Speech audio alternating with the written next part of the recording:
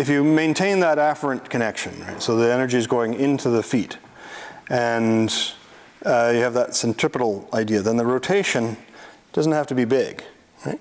It's that. There's a spiral power. So again, if you're nice and solid, like this, from here, it's just, okay? That gets you off balance. Mm-hmm. And this, what I did there, was it takes you right into your own feet, and then if I change the direction, like that. So I'm pivoting this way, then this way, and then out again. Okay?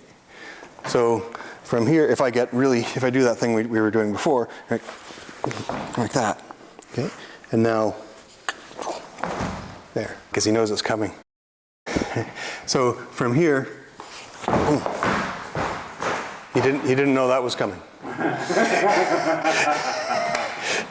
And that's where you get the convoluted vectors that happen when you start to use arms separate from the rotation. So extension and rotation have to be separate from each other.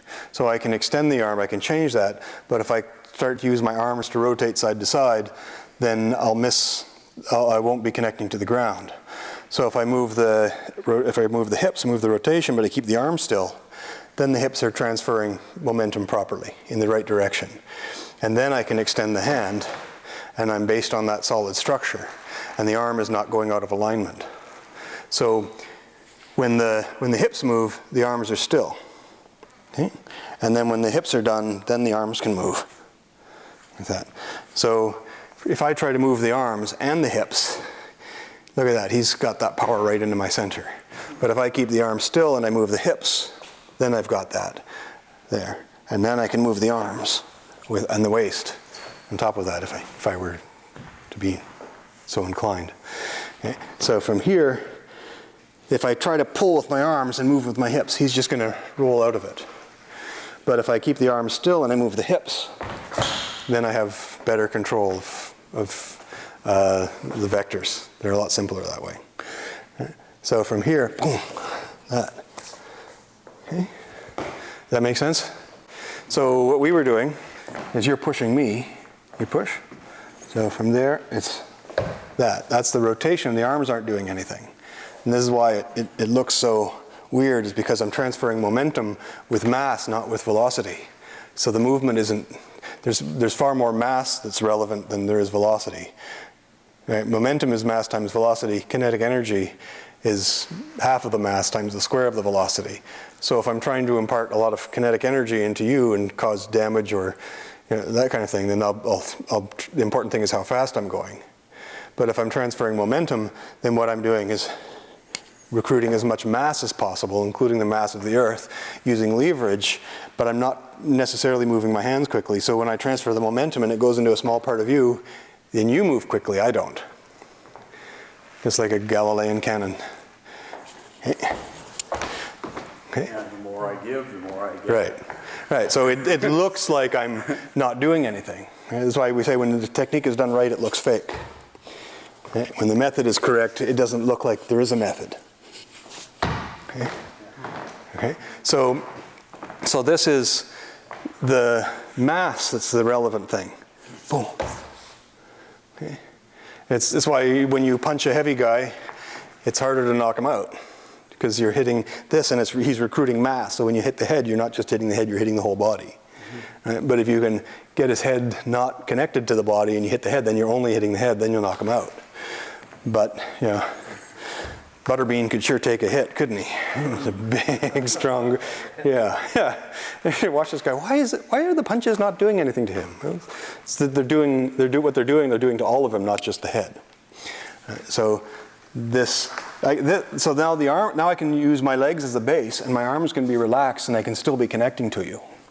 If I conflate the movement of the arms with the movement of the rotation, then I have no ability to control you. I just float on you. But if I can distinguish between extension of the arms in that groove, in that alignment, and the rotation of the hips, then I have that power. But it's important to be able to, one of the best examples of this is if you watch Chen Zhonghua, the practical method Tai Chi guy. Watch him do that stuff. Met him once. And it's like getting shot at close range by a shotgun. Yeah. No, I didn't pick a fight with him. He was demonstrating on me. So, but it was just boom, like that. And it's like, wow, holy crow. It's like, how did you do that without killing me? That's amazing. Right? So, but here's the principle. Here. Now, this is the science experiment that I wanted to do in high school and was not allowed to for really, really good reason. I was going to do this with stainless steel balls and a pipe and a 1 kilogram ball and 1/10 of the weight, or a 10 kilogram ball and a 1 kilogram ball, and I was going to drop them a couple of meters. And probably a year ago I found out that what I was creating was called a Galilean cannon, except the way that I did it, it was actually more of a bomb. Fortunately, my science teacher required that I did the math before I actually did the test. But if I drop this, if I drop this, it'll bounce like that. Okay, and if I drop this, it'll bounce like that. So that's right. So this does not bounce very high. Okay. Okay. But if I were to take this mass and transfer that momentum into that, this can't get any heavier. So if momentum is mv, then mass it's not going to get any heavier, so it's got to go faster. So if I do this, now get your hands up, don't cross your arms, keep your hands in front of your face in case this works. So like that. Wow. So that's why it looks fake, right? Even from here. Okay. So there's no reason why, you'd think if I push you that hard that you should move, but that really moves. Oh. It's okay. Now what you've got to do is look down at it, make sure it's in a straight line. Don't try this at home, kids. It's not a good idea. That's basically what you're doing. You're not moving much, but you're recruiting a lot of mass. You're not going very fast, but you're creating a lot of momentum because of that mass. And if you add really good leverage to it, you're creating a lot of power that goes into this, and then that ends up with transferring that momentum. So when you're issuing power, of course, the problem is that the other person is just as big as you are sometimes. So if you try to issue power and you try to move the other person with more mass than they have, if you don't have more mass, it's not going to work. And if you don't have more strength, then you're not going to be able to create that. So you have to use leverage to improve how much, to increase the amount of mass that you can move. But the effect works because you're not pushing all of him. If you have that same centripetal connection and I do the same thing, I'm going to bounce off the earth because it's the earth against the earth. So I don't do that. I wait until you're not connected to the earth.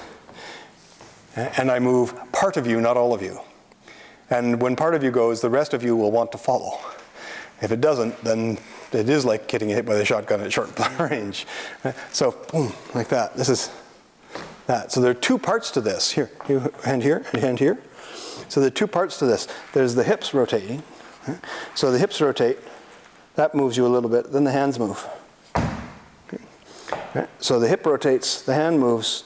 Then the hip rotates, then the hand moves. So you alternate back and forth. Or I'm here and there, like that. So it's just that little rotation. If I conflate the rotation and the extension, then that happens. Right? Then my arm is dispersing the momentum, is making it diffuse. And that's where we get to the difference between a point of contact and a surface area. So if I can focus that leverage into one point, there, like that. And that works because I'm letting go of points of contact. I'm releasing, I'm letting go. If I push and I get attached to a point of a surface area, then here, now it's a line going into the center of the earth versus this great big surface area. And you have much more pressure per square inch, and you're going in the right direction, and I'm all over the place. But if I can let go of that point of contact, and I basically am letting go of technique as I do it. Right? I start out with one technique, if I'm thinking of technique, which we don't do anymore, but there, like that. We train technique, but we don't use them. Right? The technique is just, learning technique is just a way of giving yourself a whole bunch of options, the way to finish the fight. It's like having 100 different doors. You have 100 techniques you can do, there are 100 doors, and you go to the one that's open. If you go to the door that's closed, the technique isn't going to work. Right, that's that person resisting or countering the technique. So the method, if you develop a really good method, it's a way of getting all the doors to open for you. And then you can do whatever technique you want, or make them close that door so that one opens, that kind of idea. So that's the method. And then there's strategy and tactics and so on as opposed to on top of that. So that's what we were talking about in that last video. Anyway, make sense? Yeah. Wow, I'm always amazed when it makes sense.